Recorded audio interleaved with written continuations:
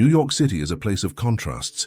A glittering skyline of wealth and success towers over neighborhoods fighting to survive. In the heart of this bustling metropolis lies Parkside Estates, an aging apartment complex that houses working-class families struggling to make ends meet. Here, life moves to the rhythm of resilience. Children play on cracked sidewalks, neighbors share what little they have, and families hold on to hope despite mounting challenges. Parkside Estates, however, is under threat. Vincent Hayes, a powerful real estate tycoon, has set his sights on the property. His plan is simple yet ruthless. Evict the current tenants under false pretenses, renovate the building, and transform it into luxury condos for the city's wealthiest residents. For him, it's just another profitable venture. For the residents, it's a fight for survival. Among these residents is Lina Martinez, a single mother working as a janitor to support her 8-year-old daughter, Sophie. Lina has lived in Parkside Estates her entire life, and it holds memories of her late parents, who once dreamed of building a better future for their family. But now, that home is slipping through her fingers. Lina receives an eviction notice, claiming she violated her lease, despite having paid her rent on time every month. When she learns that her neighbors have received similar notices, it becomes clear that this is no coincidence. It's a calculated move. Most of the residents accept their fate, overwhelmed by fear and a sense of powerlessness. But not Lina. She knows that if she loses this home, she and Sophie will have nowhere to go. This isn't just a battle for her apartment. It's a battle for her dignity, her family, and her future. Determined to fight back, Lina vows to challenge the eviction, even if it means taking on Vincent Hayes himself. Like, share, and subscribe if you believe in the power of standing up for what's right. Lina's story is just beginning, and you won't want to miss how one mother's courage takes on a system built to crush the powerless. Lina Martinez is a 35-year-old single mother whose life has been shaped by hard work and sacrifice. Born to Mexican immigrants who instilled in her the value of perseverance, Lina grew up in Parkside Estates, where her parents worked tirelessly to provide a better life for their family. Her mother always said, "We may not have much, but we have each other, and that's everything." Despite her humble upbringing, Lina was a bright and ambitious student. She dreamed of becoming a teacher, but those dreams were derailed when she became pregnant with Sophie at 19. Her boyfriend, unable to cope with the responsibility, left soon after Sophie was born. Lina was left to raise her daughter alone, juggling multiple cleaning jobs to keep food on the table and a roof over their heads. Sophie is Lina's world at 8 years old. She's a curious and imaginative child who doesn't fully understand the struggles her mother faces. She asks questions like, "Why don't we have a big house like the ones on TV?" Lina always responds with a smile, telling her, "Because this is where we belong, and home is about the people you love." But beneath her calm exterior, Lina carries the weight of wanting to give Sophie a life filled with opportunities, something she feels slipping away with every passing day. When the eviction notice arrives, Lina is devastated, but refuses to let despair consume her. The words on the paper seem cold and final, yet they ignite something deep within her, a resolve to fight. Lina begins researching tenant rights late into the night, poring over legal documents and housing laws she barely understands. She speaks with neighbors, gathering their stories and finding patterns in the landlord's actions. Though she has no formal education in law, Lina possesses a sharp mind and an unrelenting determination. She realizes that this isn't just her fight, it's a battle for every family at Parkside Estates. She becomes a voice for those too afraid to speak, channeling her fear into action. The odds may be stacked against her, but Lina knows one thing: if she doesn't stand up now, no one else will. Lina's life takes a sharp turn the day she finds the eviction notice taped to her apartment door. The words "lease violation, notice to vacate" seem to scream at her in bold, impersonal letters. At first, she doesn't believe it. Her rent has always been paid on time, and she's been a quiet, respectful tenant for years. But as she reads the notice more closely, a cold realization sets in. The accusation is vague, almost deliberately so. It claims she has violated an unspecified clause in her lease agreement, giving her 30 days to leave the property. Her first instinct is to panic. Where will she and Sophie go? The thought of living on the streets or in a crowded shelter sends a wave of nausea through her. But Lina quickly pushes those feelings aside. She can't afford to break down. Sophie needs her to be strong. With trembling hands, she tucks the notice into her bag and heads out to work, hoping she'll find a solution by the time her shift ends. At the office building where she works as a janitor, Lina overhears two of her co-workers discussing similar eviction notices they received. They, too, are residents of Parkside Estates. One of them, an elderly man named Mr. Rodriguez, mentions that the new property manager has been trying to clear out tenants to make room for renovations. Renovations? Lina asks, her voice tinged with disbelief. What kind of renovations? Mr. Rodriguez shakes his head. They're not for us. Rumor has it, they're planning to turn the building into luxury apartments. People like us can't afford to stay here. The words hit Lina like a punch to the gut. Her worst fears are confirmed. This isn't a mistake. It's a deliberate attempt to push out families like hers, people who can't fight back. That evening, as she walks home, Lina notices more eviction notices on her neighbors' doors. The realization that they're all being targeted fills her with a mix of anger and determination. When she gets home, Sophie greets her with a big smile and a hug, oblivious to the storm brewing around them. As Lina tucks her daughter into bed, Sophie asks, "Mommy, will we still have my room when Christmas comes?" The question brings tears to Lina's eyes, but she swallows her emotions and answers with as much conviction as she can muster. "Of course, baby, we'll always have your room." That night, as Sophie sleeps peacefully, Lina sits at the kitchen table with the eviction notice spread out in front of her. She starts Googling tenant rights on her old, glitchy laptop. The more she reads, the more she realizes how much she doesn't know. Legal jargon fills the pages, and the laws seem impossibly complicated. But Lina refuses to give up. If no one else is going to fight for her, she'll have to figure it out on her own. The following day, she begins speaking with her neighbors, gathering their stories and trying to piece together a clearer picture of what's happening. Many of them share similar experiences, threatening notices, vague lease violations, and an unwillingness by the management to discuss the matter. Some are too scared to resist, already looking for new places to live. Others have tried calling legal aid services, only to be told that the waiting list is months long. "Maybe we should just leave," one neighbor says. "What can we even do against someone like Vincent Hayes?" Lina clenches her fists at the name. Hayes is a billionaire with a reputation for steamrolling anyone who gets in his way, but Lina refuses to believe he's untouchable. As she listens to her neighbors, a plan starts to form in her mind. If no one else is willing to stand up to him, maybe she can. Part 4. The unexpected decision. A few days later, Lina makes an appointment to meet with the property manager, hoping to reason with him. She's nervous but determined as she walks into the cold, sterile office. The manager, a man in his 40s with a condescending smirk, barely looks up from his computer when she enters. "Miss Martinez, I assume you're here about the eviction notice," he says, his tone dripping with disinterest. "Yes," Lina replies, gripping the edge of her chair to steady herself. "There must be some kind of mistake. I've always paid my rent on time, and I haven't broken any rules."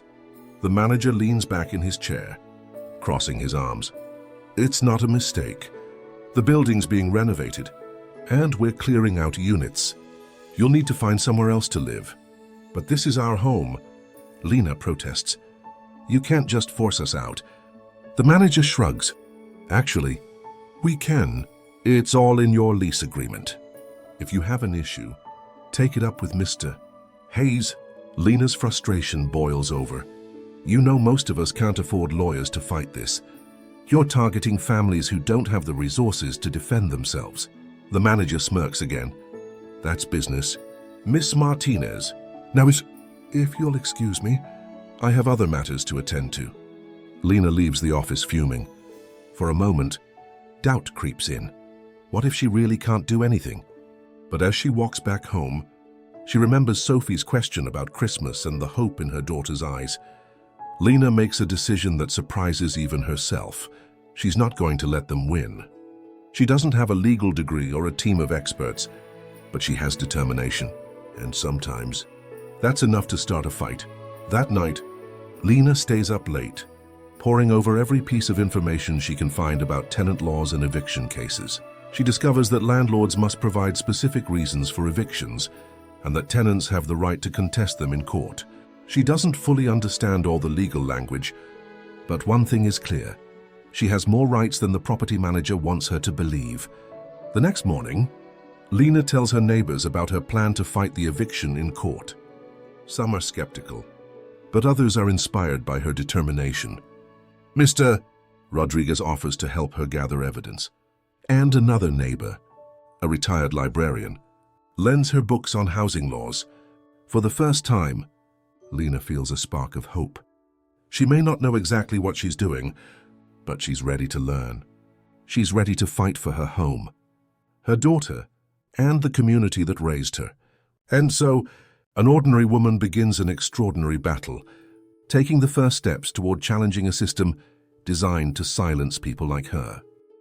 Lina's decision to fight back is met with skepticism from nearly everyone around her. Her neighbors are doubtful, the property manager is dismissive, and even her closest friends question whether it's worth the risk. Yet, Lina remains resolute. She knows the odds are stacked against her, but she refuses to let fear dictate her actions. Her first major challenge comes when she files a formal complaint with the housing court. Lina has spent days meticulously preparing her case, using every resource at her disposal. Armed with books on tenant rights, printed emails from the property manager, and detailed notes from conversations with neighbors, she walks into the courthouse with a mixture of determination and anxiety.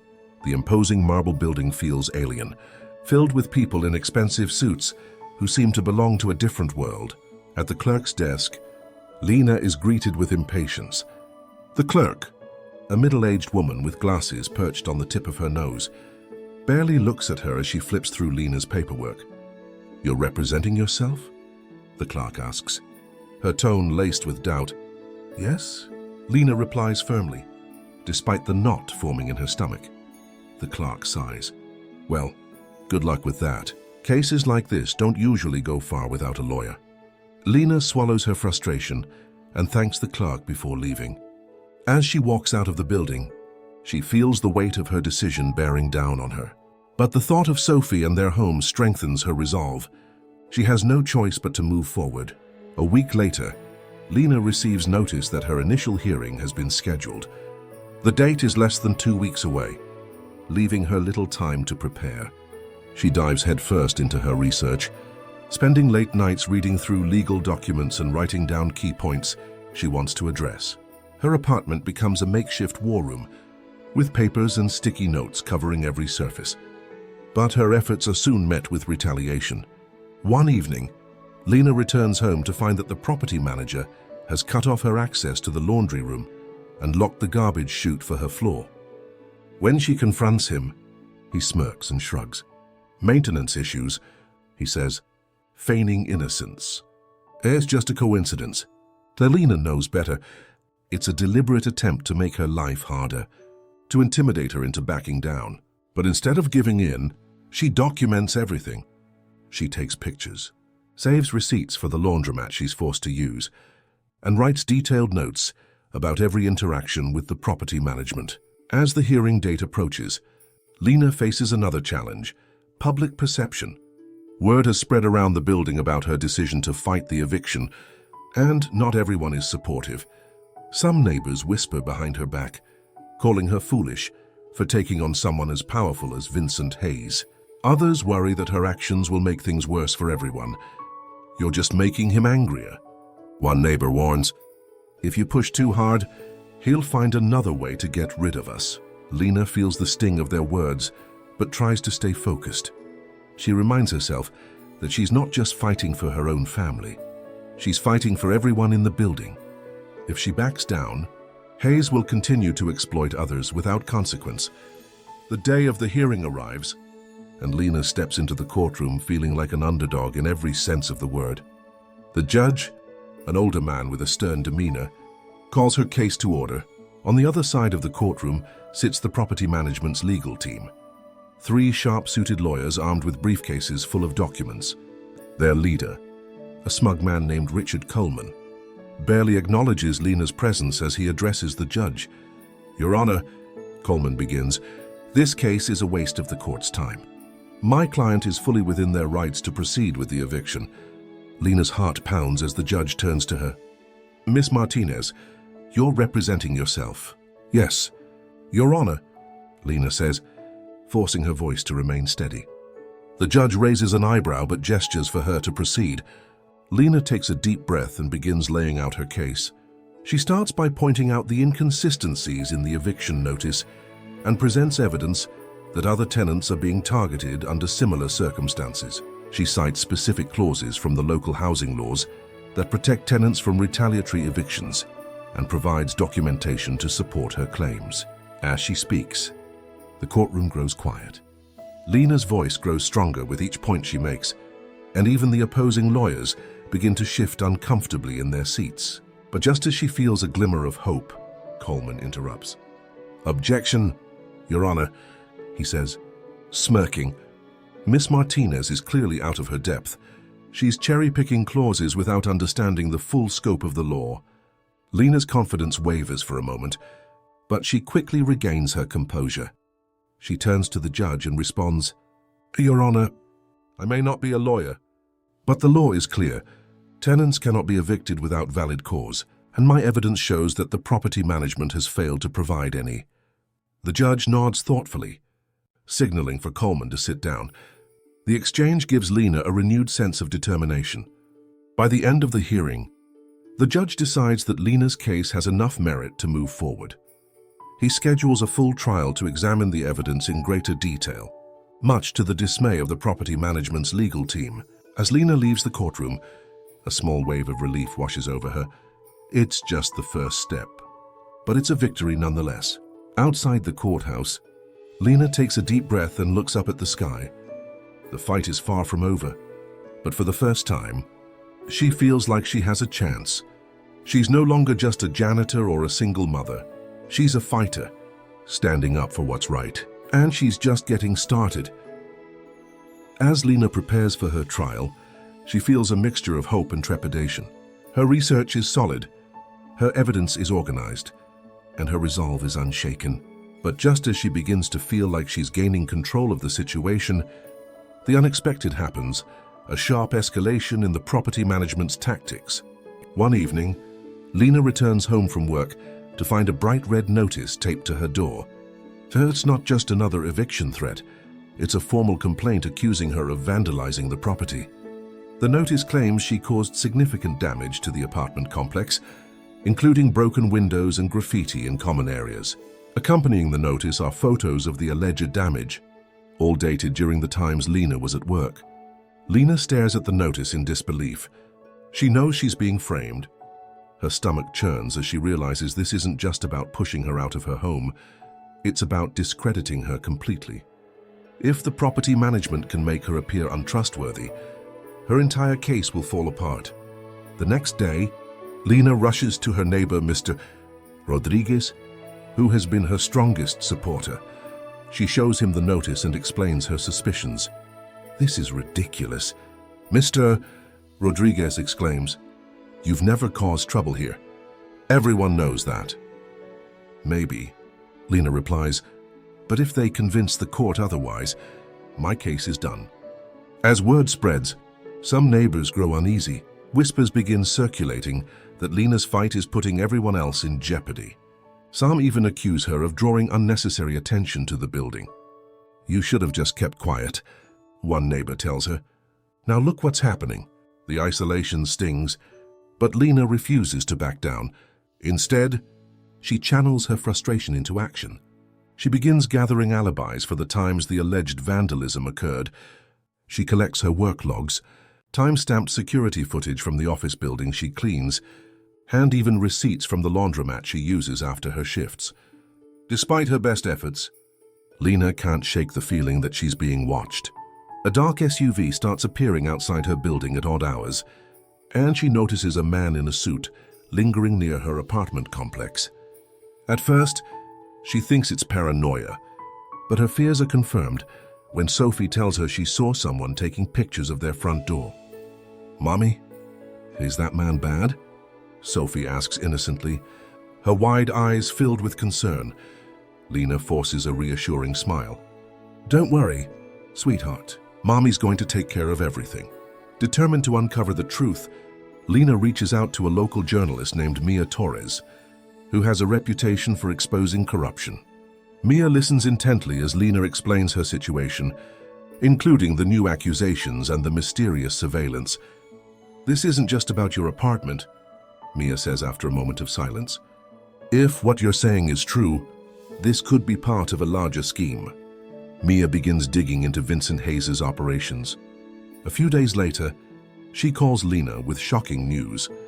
Hayes has been using a network of shell companies to manipulate housing markets, driving out low-income tenants to maximize profits.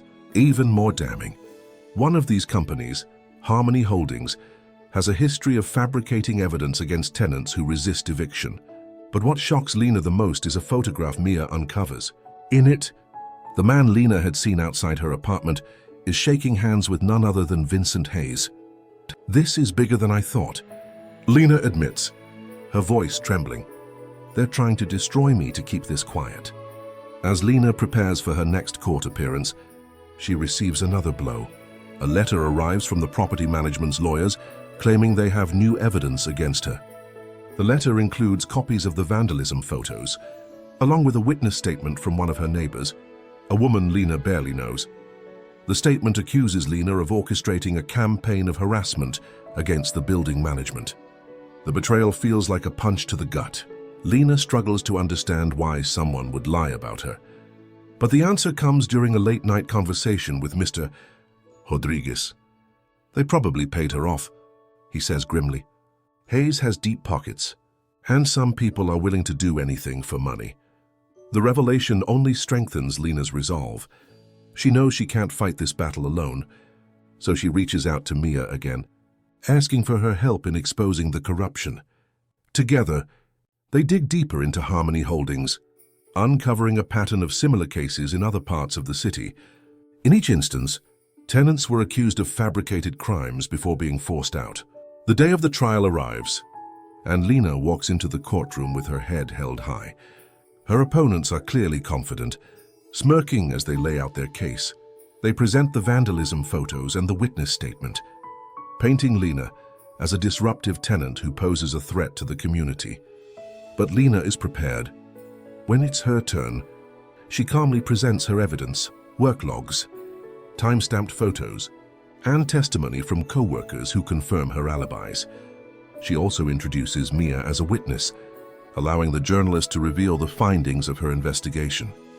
The courtroom falls silent as Mia outlines the fraudulent practices of Harmony Holdings, connecting the dots between Hayes, the shell companies, and the fabricated accusations. The turning point comes when Mia produces the photograph of Hayes with the man seen outside Lina's apartment. "Your Honor," Mia concludes, "this isn't just about Lina Martinez. This is about a system designed to exploit and silence vulnerable tenants." The judge leans forward, his expression unreadable. "Miss Martinez," he says finally, "you've made a compelling case, but this is a serious matter. I'll need time to deliberate before making a ruling." As Lina leaves the courtroom, she feels a mix of relief and uncertainty. The battle isn't over yet, but for the first time, it feels like the truth is finally on her side. The day of the final trial looms, and the stakes have never been higher. Lina has spent sleepless nights reviewing every shred of evidence, rehearsing her arguments, and mentally preparing herself for what could be the most pivotal day of her life. Yet, an underlying unease lingers. She knows Vincent Hayes and his team won't back down easily. 2 days before the trial, Lina receives an anonymous message on her phone. It's a single line of text: "Drop the case, or you'll regret it." Her heart races as she rereads the message. Though it's unsigned, the intent is clear. It's a threat That evening, as she walks Sophie home from school, a black SUV crawls by slowly, its windows tinted dark. Lina feels a chill run down her spine, but she doesn't let Sophie sense her fear. Once they're safely inside, Lina locks the door and pulls the curtains tight. Despite the intimidation tactics, she refuses to back down. If anything, the threat strengthens her resolve. The courtroom is packed to capacity, with spectators, reporters, and tenants from Parkside Estates filling every seat. The tension in the air is palpable. On one side, Vincent Hayes sits confidently flanked by his high-powered legal team. His lead attorney, Richard Coleman, wears a smug expression as he organizes his stack of documents. On the other side, Lina sits alone at her table, armed only with her evidence, the support of her journalist ally Mia Torres, and an unyielding determination to see justice prevail. The judge enters, and the room falls silent as the trial begins. Coleman is the first to present his case. He paints Lina as a disruptive tenant, claiming she fabricated accusations to cover up her own alleged misconduct. He rehashes the vandalism accusations, presenting photos and the witness statement from the neighbor who betrayed Lina. "Your Honor," Coleman says, his voice dripping with confidence, this case is a clear example of a tenant trying to manipulate the system to avoid facing the consequences of her own actions. The judge listens carefully but offers no reaction, his expression unreadable. Coleman finishes his argument with a smug glance at Lina, clearly expecting an easy victory. When it's Lina's turn, the courtroom holds its breath. She stands, clutching her notes tightly, and begins her presentation. Her voice is steady, though her hands tremble slightly as she speaks. "Your Honor, what's happening here is not just about me. It's about protecting vulnerable tenants from being exploited by those in power. The accusations against me are not only baseless, but are part of a larger scheme to intimidate and silence anyone who stands in the way of Mr. Hayes' profits." Lina starts by dismantling the vandalism claims, presenting time-stamped work logs, receipts, and even security footage that prove she couldn't have been responsible. She highlights inconsistencies in the witness statement, pointing out how it contradicts other evidence. The courtroom grows quiet as Lina's arguments reveal the cracks in the opposing side's case. The turning point comes when Lina introduces Mia Torres as a witness. The journalist takes the stand, armed with her investigative findings. Mia presents damning evidence of Vincent Hayes' shell companies and their systematic efforts to evict tenants under false pretenses. She connects the dots between Harmony Holdings, the fabricated vandalism accusations, and other cases across the city. One of the most shocking pieces of evidence is a series of internal emails Mia uncovered. The emails, between Hayes and his legal team, discuss strategies for intimidating tenants and fabricating evidence. Mia reads an excerpt aloud. "Make the Martinez case a priority. Discredit her at all costs." Gasps ripple through the courtroom, and Hayes' confident demeanor begins to crack. Coleman scrambles to object, but the judge allows the evidence to be submitted, clearly interested in what Mia has to say. The final blow comes when Mia reveals a photograph of Hayes shaking hands with the man Lina saw surveilling her apartment. "This isn't just a case of tenant disputes," Mia concludes. "This is a case of corruption, harassment, and abuse of power." Realizing the trial is slipping away, Coleman tries one last tactic. He calls the neighbor who accused Lina to the stand, hoping to salvage their case. But under cross-examination, Lina exposes the neighbor's lies. With Mia's help, Lina reveals that the neighbor received a suspicious payment from Harmony Holdings shortly after signing the witness statement. The revelation leaves Coleman visibly rattled. The judge turns to Coleman, his tone sharp. "Do you have any additional evidence to refute these claims?" Coleman stammers, "Your Honor, we request more time to review." "Denied!" The judge interrupts, his patience clearly wearing thin. After a brief recess, the judge returns to deliver his ruling. The entire courtroom sits in tense silence as he speaks. Miss Martinez has presented compelling evidence that not only refutes the allegations against her, but also raises serious concerns about the practices of Mr. Hayes and his associated entities. This court finds in favor of the plaintiff, Lina Martinez. The room erupts into cheers as Lina exhales a shaky breath of relief. Sophie, who has been sitting quietly with Mr. Rodriguez in the back row, runs up to her mother and hugs her tightly. Tears stream down Lina's face as she realizes she has won, not just for herself but for everyone at Parkside Estates. The judge's ruling doesn't just save Lina's home, it sparks a larger investigation into Vincent Hayes' business practices. News outlets pick up the story, and Hayes quickly finds himself facing lawsuits and criminal charges for fraud and harassment. Harmony Holdings collapses under public scrutiny, and tenants across the city are emboldened to stand up for their rights. As Lina leaves the courthouse, she is surrounded by reporters and well-wishers. One journalist asks, "What's next for you, Miss Martinez?"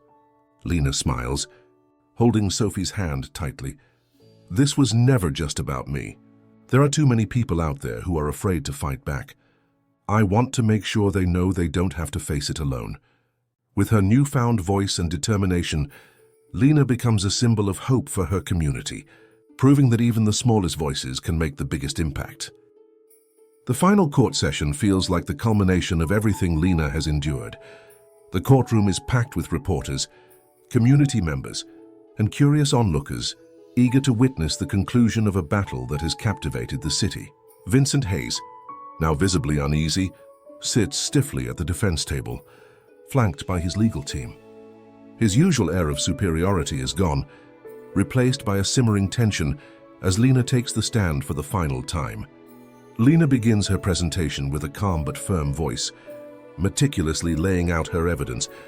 She walks the court through the timeline of events, connecting every act of harassment, intimidation, and corruption to Hayes and his shell company, Harmony Holdings. As she speaks, she submits one final piece of evidence: internal documents uncovered by journalist Mia Torres, which detail payments made to local officials in exchange for falsifying tenant records and approving questionable evictions. This evidence, Lina states, proves that Mr. Hayes and his company have not only violated housing laws, but have also undermined public trust by manipulating the very systems meant to protect tenants. The courtroom falls into stunned silence as the judge examines the documents. Hayes' lead attorney tries to object, but the judge shuts him down with a sharp glare. The weight of Lina's evidence is undeniable, and Hayes' previously unshakable defense begins to crumble.